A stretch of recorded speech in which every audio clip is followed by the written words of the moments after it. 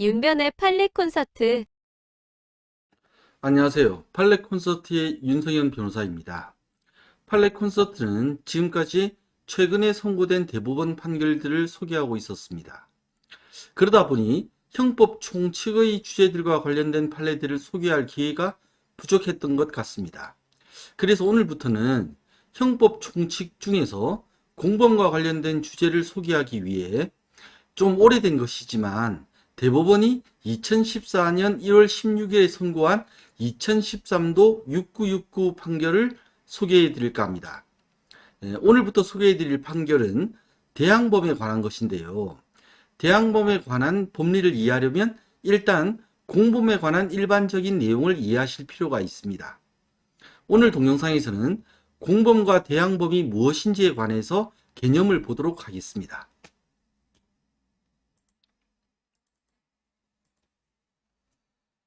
공범은 함께 공과 범죄 범이 합쳐진 말이니 함께 범죄를 저지르는 사람 또는 함께 저지른 범죄를 말합니다. 그런데 공범이란 말이 정범의 상대어로 쓰이는 경우도 있는데, 즉 그 정범과 공범 이렇게요. 그런 경우도 있는데 이때에는 그 교사범과 방조범, 종범을 가리킵니다. 그래서 공범이 교사범과 방조범만을 의미할 때에는 협의의 공범이라고 하고, 앞에서 본 것처럼 공범이 넓은 의미에서 함께 저지르는 범죄를 의미할 때에는 광의의 공범이라고 합니다. 광의의 공범에는 필요적 공범과 임의적 공범이 있습니다. 필요적이란 말은 반드시란 의미이기 때문에 필요적 공범이란 구성 요건상 반드시 여러 명의 함께하는 행위, 함께 행위를 하는 사람이 있어야만 성립되는 범죄를 말합니다. 그리고 임의적 공범이란 함께 행위를 하는 여러 명이 없어도 범죄가 성립될 수 있지만 여러 명이 함께 범죄를 한 경우를 의미합니다. 임의적이란 일 수도 있고 아닐 수도 있는 거니까 그렇죠. 이러한 광의의 공범에는 그 광의의 공범과는 달리 혼자서 범죄를 저지르는 경우는 단독범이라고 부르고 있습니다. 이해되시죠? 일단 필요적 공범을 이해해 보도록 하겠습니다. 그 전에 먼저 어떤 행위는 혼자서는 할 수 없고 여러 명이 같이 해야만 하는 경우가 있다는 것을 이해할 필요가 있습니다. 예를 들어 보겠습니다. 연애라는 행위를 한번 생각해 볼까요? 연애는 혼자 할 수 없습니다. 상대방이 있어야 하죠. 혼자 하는 연애는 스토킹이지 연애가 아닙니다. 이해되시죠? 연애를 하려면 나만의 행위만으로는 부족하고 상대방의 그 연애라는 행위가 또 있어야 연애가 함께하는 행위가 돼야 연애가 되는 거죠. 이해되시죠? 범죄 행위도 그런 경우가 있습니다. 도박죄를 한번 보죠. 형법 246조 제1항 도박을 한 사람은 1,000만 원 이하의 벌금에 처한다. 자, 도박이란 걸도와 노름박이니까 도박이란 재물 또는 재산상 이익을 걸고 노름을 하는 것을 말합니다. 도박을 법률적으로는 재물이나 재산상 이익을 걸고 우연에 의하여 이의 득실을 결정하는 것이라고 합니다. 득실, 얻고 이름을 결정한다는 거죠. 예를 들어서 돈을 걸고 하는 포크를 들 수 있습니다. 이제 일시오락의 정도를 벗어나 과다한 금액이나 재산상 이익을 걸고 하는 도박은 도박죄라는 범죄로 처벌을 받게 됩니다. 그런데 도박죄라는 범죄를 누구도 혼자서는 저지르는 게 불가능합니다. 나 혼자 하는 도박이 불가능하기 때문입니다. 다른 사람이 돈이나 재산상 이익을 걸고 도박을 함께 해주지 않으면 도박죄가 성립할 수 없습니다. 이해되시죠? 도박죄와 같이 아예 구성요건상 여러 사람의 행위가 함께 있어야만 범죄가 성립할 수 있는 경우를 필요적 공범이라고 합니다. 자, 이에 비해서 임의적 공범이란 공동정범, 교사범이나 종범 등과 같이 함께 행위를 하는 여러 명이 없어도 범죄가 성립될 수 있지만 여러 명이 함께 범죄를 한 경우를 의미합니다. 우리가 식사하는 것을 한번 생각해 보죠. 식사라는 행위는 혼자서도 할 수 있지만 여러 사람이 마음이 맞으면 이게 임의죠. 임의. 마음이 맞으면 같이 식사할 수도 있습니다. 뜻대로, 즉 뜻대로 같이 식사할 수도 있다는 거죠. 임의적 공범은 그 뜻대로 하는 공범이기 때문에 임의적 공범 이와 비슷한 것입니다.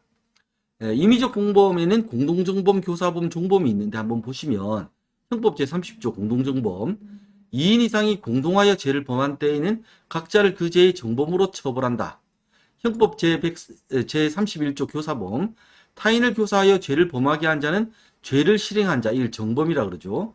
죄를 실행한 자와 동일한 형으로 처벌한다.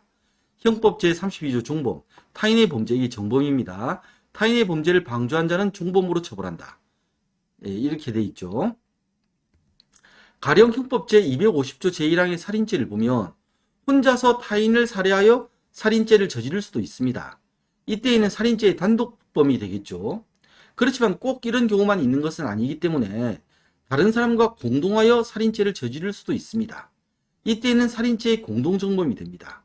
그리고 다른 사람에게 살인죄를 저지르게 시켜서 그 사람이 살인죄를 저지르면 살인죄의 교사범이 됩니다.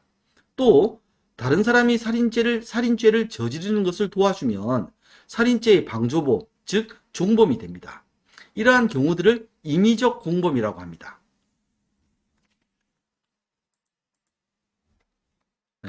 이제 필요적 공범을 더욱 자세히 살펴보도록 하겠습니다. 필요적 공범에는 집합범과 대항범 두 가지 종류가 있습니다. 이는 구성요건상 여러 사람이 모여 같은 방향으로 행위를 하는 것으로 규정되어 있느냐, 이러면 집합범이고, 아니면 여러 사람이 서로를 향하는 방향으로 각각 행위하는 것으로 규정되어 있느냐에 따른 구분입니다. 집합범을 이해하기 위해서는 이지매, 왕따, 집단 따돌림 이렇게 하는 이지매라는 행위를 이해하시면 좋을 것 같습니다. 한 반에서 여러 명이 한 사람을 따돌리고 괴롭히는 것을 이지매라고 하죠. 한 반에서 갑 혼자서 A를 따돌리고 괴롭히고 있으면 이것은 이지매라고 하지는 않습니다. 그냥 갑이 혼자서 A를 싫어하고 괴롭히고 있는 것이죠. 갑 말고도 을병정 등 여러 사람이 함께 A를 따돌려야 이지매라는 행위가 됩니다. 이해되시죠? 그런데 갑을병정은 한 방향, A라는 한 방향을 위해서 같은 방향으로 행위하는 거죠. 집합범은 이와 비슷합니다. 집합범은 구성요건상 여러 사람이 모여 같은 방향으로 행위하는 것으로 규정되어 있는 범죄를 말합니다. 예를 들어 형법 제115조의 소요죄를 들 수 있습니다. 소요죄에서 소요는 소요사태, 이런 말, 소요사태가 일어났다, 이런 말 들어봤죠? 소요사태할 때의 그 소요인데요. 떠들소, 어지럽힐 요로서 떠들썩하게 들고 일어나 질서를 어지럽히는 것을 말합니다. 한번 보시죠. 형법 제115조 소요, 다중이 집합하여 폭행, 협박 또는 손괴의 행위를 한 자는 1년 이상 10년 이하의 징역이나 금고 또는 1,500만 이하의 벌금에 처한다. 소유죄에 대한 형법 제115조는 아예 처음부터 다중이 집합하여라고 규정하고 있습니다. 혼자서는 소유죄를 범하고 싶어도 범할 수가 없습니다. 혼자 있으면 다중이 집합한 게 아니니까요. 공공의 안전을 위협할 수 있을 정도의 여러 사람, 다중이 모여 함께 집합하여 함께 폭행, 협박 또는 손괴 행위를 하여야 소유죄가 성립할 수 있습니다. 이렇게 집합한 다중은 공공의 안전을 위협하는 같은 방향으로 행위하는 것이기 때문에 소유죄는 집합범에 속합니다. 이해가 되시나요? 자, 이에 비해서 대항범은 연애와 비슷합니다. 앞서 말씀드렸듯이 연애는 혼자서 할 수 없습니다. 갑이 을을 사랑하고 을도 갑을 사랑해야 갑과 을은 연애를 하는 것이 됩니다.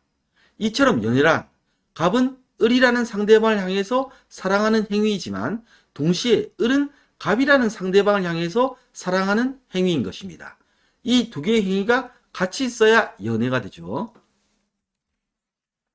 이와 비슷하게 대항범은 여러 사람이 서로 상대방을 향하는 방향으로 각각 행위하는 것으로 규정되어 있는 범죄를 말합니다. 뇌물죄를 예로 들어보겠습니다. 형법 제129조 제1항 공무원이 그 직무에 관하여 뇌물을 수수한 때에는 5년 이하의 징역 또는 10년 이하의 자격정지에 처한다. 여기서 수수란 주고받는다는 수수, 이 한자 이 수수가 아니고 받을 수이므로 거두어 받는다는 수수이므로 받는다는 의미만 있을 뿐 준다는 의미는 전혀 없습니다. 요 한자를 잘 구별하셔야 돼요. 자, 공무원이 뇌물을 받으려면 상대방이 뇌물을 주는 행위를 하여야만 합니다. 한마디로 공무원 혼자의 행위로는 뇌물수수죄가 성립할 수 없고 상대방이 뇌물을 주는 행위, 상대방의 뇌물을 주는 행위가 함께 있어야만 성립할 수 있기 때문에 필요적 공범에 속합니다.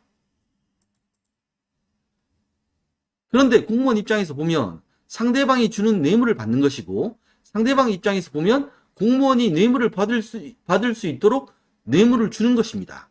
이처럼 행위의 방향이 서로가 서로를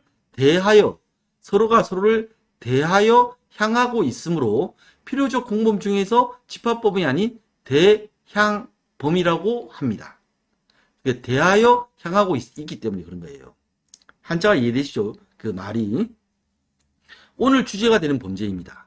뇌물을 주고받는 것이나 연애나 사랑을 주고받는 연애나 좀 비슷하죠. 여기서 서로가 서로를 향하고 있는 사람을 대향자라고 부릅니다. 이런 대향범은 대향자 각각을 어떻게 처벌하느냐에 따라 세 가지로 구분됩니다. 첫째 종류는 대향자 서로를 똑같이 처벌하는 경우이고, 둘째 종류는 대향자 모두 처벌은 하는데 일방과 타방의 처벌의 정도가 다른 경우이며, 마지막 종류, 셋째 종류는 대향자 일방만 처벌할 뿐 타방은 처벌하지 않는 경우입니다. 이 구분되시죠? 자, 대항범의 첫째 종류를 보도록 하겠습니다. 대항범의 첫째 종류는 대항자 전부를 똑같이 처벌하는 경우입니다. 대항자 전부를 똑같이. 자, 우리가 앞서 그 필요적 공범의 예로 도박죄를 보았는데, 도박죄는 집합범이 아닙니다. 왜냐하면 도박을 하는 사람은 서로가 상대방을 향해서 상대방의 돈을 따려고 지금 도박을 하는 거잖아요. 같은 방향이 아니에요. 서로가 서로를 향하고 있는 거예요.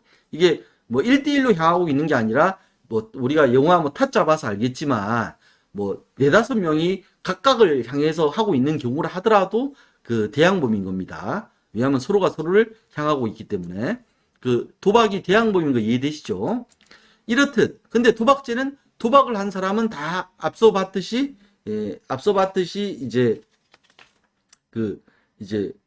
이 도박을 한 사람은 앞서 봤듯이 다 똑같은 형벌, 즉 1,000만 원 이하의 벌금이라는 똑같은 형벌로 처벌을 하고 있기 때문에 도박자들은 모두 법정형이 동일합니다. 그러니까 첫 번째 경우인 거죠. 자, 이렇듯 이 대항자 전부를 똑같이 처벌하는 경우에는 형법 제289조의 인신매매죄도 있습니다. 자, 형법 제289조 인신매매. 사람을 매매한 사람은 7년 이하의 징역에 처한다. 여기서 매매는 팔고 사는 것을 말하는데, 사람을 팔려면 사는 상대방이 필요하고 사람을 살려면 파는 상대방이 필요하기 때문에 인신매매죄는 필요적 공범 중에서도 대항범이고, 또한 파는 사람이나 사는 사람이나 대항자 전부를 똑같이 7년 이하의 징역으로 처벌하므로 첫째 종류, 대항범의 첫째 종류에 속합니다. 법정형이 동일하니까. 이해되시죠? 자, 대항범 중 둘째 종류는 대항자 모두 처벌은 하는데 일방과 타방의 처벌의 정도가 다른 경우입니다. 뇌물죄가 그런 경우입니다. 자, 뇌물수수죄와 뇌물공유죄를 보겠습니다. 뇌물수수죄, 형법 제129조 제1항, 공무원이 그 직무에 관하여 뇌물을 수수한 때에는 5년 이하의 징역 또는 10년 이하의 자격정지에 처한다. 자, 뇌물공여죄, 형법 제133조 뇌물공여, 제129조, 이게 제129조, 129조에 기재한 뇌물을 공여한 자는 5년 이하의 징역 또는 2천만 원 이하의 벌금에 처한다. 여기서 공여란 제공하여 준다. 제공할 공자, 줄여자니까 제공하여 준다는 말로써 그냥 준다는 의미입니다. 자, 뇌물을 받는 뇌물수수죄인은 벌금형이 없잖아요. 벌금형이 아예 없잖아요. 그러니까 그 수뢰죄를 범하면, 그 뇌물수수죄를 범하면 벌금형을 받을 수가 없어요. 근데 뇌물공여죄를 범하면 2천만 원 이하의 벌금형이 있잖아요. 그러니까 법정형이 서로 다른 거예요. 법정형이 서로 다르기 때문에 이때 이걸 가지고 보면 그 뇌물공여죄가 좀 가볍다, 뇌물수수죄보다 가볍다는 걸 알 수 있겠죠. 자, 이 뇌물죄는 이처럼 뇌물을 받는 사람, 뇌물수수자와 뇌물을 주는 사람, 뇌물공여자 사이의 처벌의 정도가 다릅니다. 따라서 대항범의 두 죄 종류에 속합니다. 배임수재죄와 배임증재죄의 경우에도 받는 사람과 주는 사람의 법정형이 다릅니다. 보시죠. 형법 제357조 배임수증죄 제1항 이게 배임수재죄입니다. 타인의 사물을 처리한 자가 그 임무에 관하여 부정한 청탁을 받고 재물 또는 재산상의 이익을 취득하거나 제3자로 하여금 이를 취득하게 한 때에는 5년 이하의 징역 또는 1천만 원 이하의 벌금에 처한다. 제2항 이건 배임증재죄입니다. 제1항의 재물 또는 재산상 이익을 공유한 자, 준 자는 2년 이하의 징역, 훨씬 낮죠. 또는 500만 원 이하의 벌금에 처한다. 벌금도 낮죠. 이렇게 그 주는 사람과 받는 사람, 대항자, 쌍방을 모두 처벌을 하는데 일방과 타방의 처벌의 정도, 법정형이 다른 경우, 이게 두째 종류입니다. 마지막으로 셋째 종류인 대항자 일방만 처벌할 뿐 타방은 처벌하지 않는 경우를 보겠습니다. 형법 각 측에서 보자면 음화 판매죄, 음화 임대죄를 들 수 있습니다. 형법 제243조 음란한 문서, 도화, 필름, 기타 물건을 판매 또는 임대한 자는 1년 이하의 징역 또는 500만 원 이하의 벌금에 처한다.